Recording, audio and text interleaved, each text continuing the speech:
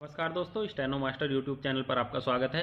160 शब्द प्रति मिनट की स्पीड से यह डिक्टेशन होगा। तो आइए शुरू करते हैं। 5 सेकंड बाद शुरू करेंगे। महोदय, प्रशासनिक हिंदी का आशय है राजकाज की हिंदी, सरकारी हिंदी, कार्यालयीन हिंदी। हिंदी के इस नवीन स्वरूप को मान्यता स्वतंत्रता के पश्चात मिली है। स्वतंत्रता संग्राम के दौरान हिंदी संपर्क भाषा एवं राष्ट्रभाषा के रूप में प्रतिष्ठित हो चुकी थी। वहीं हिंदी स्वतंत्रता के बाद राजकाज और प्रशासन के क्षेत्र में अपनी नई भूमिका के साथ अवतरित हुई। इस प्रकार हिंदी की एक नई विद्या का आविर्भाव हुआ है, जो कालांतर में प्रशासनिक हिंदी के नाम से जानी जाने लगी। अर्थात हिंदी की एक नई प्रयुक्ति अस्तित्व में आई, जो कार्यालयीन हिंदी, राजकाज की हिंदी, सरकारी कामकाज की हिंदी आदि विविध नामों से प्रचलित हुई। प्रशासनिक हिंदी के विकास का काम संस्था के रूप में भारत सरकार में सन 1960 से आरंभ हुआ, जब केंद्रीय हिंदी निदेशालय की स्थापना हुई। सौभाग्य से मैं उस समय इस संस्था से जुड़ा हुआ था। मुझे याद है, उस समय हमारे पास कोई सहायक सामग्री नहीं होती थी, कोई मानक शब्दावली नहीं बनी थी जिससे हमें मार्गदर्शन मिल सके। ले देकर डॉक्टर रघुवीर का कोष था, जिससे हम यदा कदा सहायता लेते थे। हमें प्रशासन से संबंधित अनुवाद कार्य के लिए स्वतः ही कुछ नियमों का निर्माण करना पड़ा था। यूँ प्रशासनिक हिंदी में अनुवाद का प्रमुख स्थान है। अंग्रेजी शासन में जो सरकारी कामकाज हो रहा था, उसका रूपांतर हिंदी में जाना आवश्यक था। प्रारंभिक स्थिति में अनुवाद कार्य में लगे हुए व्यक्तियों के सामने एक ही आदर्श होता था कि अंग्रेजी के पाठ को सरल शब्दों में और छोटे छोटे वाक्यों में रूपांतरित किया जाए, ताकि वह आम आदमी की समझ में आ जाए। हम लोगों को यह बात समझ में आ गई थी कि अंग्रेजी शासन चलाने वाले लोगों की भाषा है, जिसको जनसाधारण तक पहुंचाने की कभी भी जरूरत महसूस नहीं की गई, जबकि उसे आम आदमी की छाया से बचाकर रखने की कोशिश की जाती रही। यह शासक और शासित के बीच अलगाव या दूरी रखने का प्रयत्न था। इसके विपरीत हम मानते थे कि हिंदी लोकतंत्र की भाषा है, स्वतंत्र भारत की राजभाषा है। यह शासक और जनता के बीच सीधे संपर्क और संवाद के लिए वचनबद्ध है। हमारी कोशिश रहती थी कि अंग्रेजी और संस्कृत के भारी भरकम शब्दों का उपयोग न हो। लंबे वाक्यों को 2 या 2 से अधिक छोटे वाक्यों में बदल कर लिखा जाए। चूँकि शब्दावली नहीं बनी थी, इसलिए अनुवाद के साथ हमें शब्दावली निर्माण का कार्य भी करना होता था। उस समय के अनुदित प्रशासनिक साहित्य के कुछ नमूने आपको देखने को मिले तो आपको पता चलेगा कि उस समय की अनुवाद की भाषा अधिक सहज और सुबोध होती थी। मैं तो आज भी प्रशासनिक सामग्री के इसी प्रकार किए गए सहज, सरल और बोधगम्य अनुवाद का पक्षधर हूँ। इस अनुवाद कार्य को अधिक व्यावहारिक तथा वैज्ञानिक रूप तब मिल सका जब भारत सरकार ने शब्दावली का निर्माण शुरू किया। महोदय, यह काम निदेशालय के ही एक विभाग में किया गया, जो वैज्ञानिक तथा तकनीकी शब्दावली आयोग के नाम से बाद में एक पृथक आयोग बना। इस आयोग ने प्रशासनिक विषयों के साथ ज्ञान विज्ञान के विभिन्न विषयों की शब्दावलियां बनाने का काम हाथ में लिया। विश्वविद्यालय स्तर की पाठ्य पुस्तकों एवं अन्य प्रामाणिक ग्रंथों के अनुवाद का काम भी आयोग ने संभाला।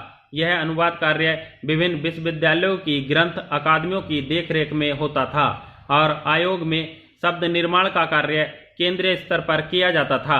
इससे अनुवाद के कार्य में गिरावट आई।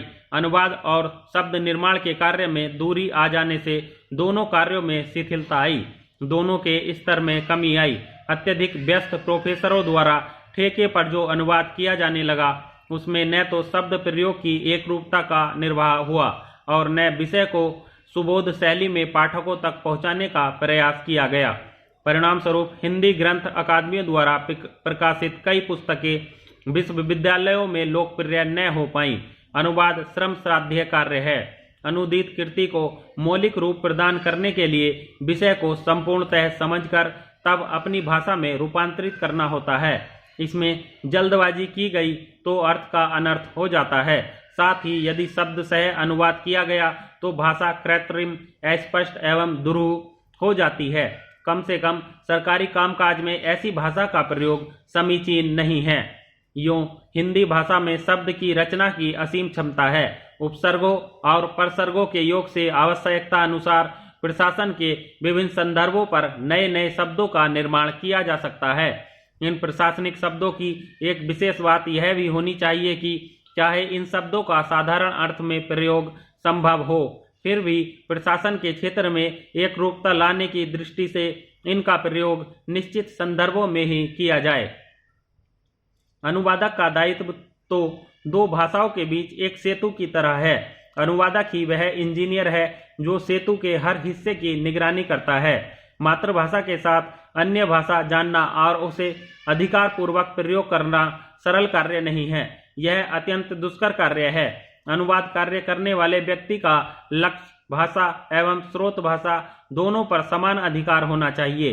केवल अधिकार होना ही काफी नहीं, वरन जहाँ तक संभव हो उसे भाषा संबंध, समाज की संस्कृति, साहित्यिक रीति रिवाजों से भी परिचित होना आवश्यक है। इस पर भी यह जरूरी नहीं है कि संस्कृति सभ्यता का जानकार तथा भाषा का अधिकार रखने वाला व्यक्ति कुशल अनुवादक भी हो। मेरे विचार में अनुवाद में दोनों भाषाओं के समुचित ज्ञान के साथ न्यूनाधिक स्वयं मौलिक रचना करने की क्षमता भी होनी चाहिए, क्योंकि अनुवाद वह कला है जिसके माध्यम से किसी भाषा की रचित कृति को अन्य भाषा में लिखा है।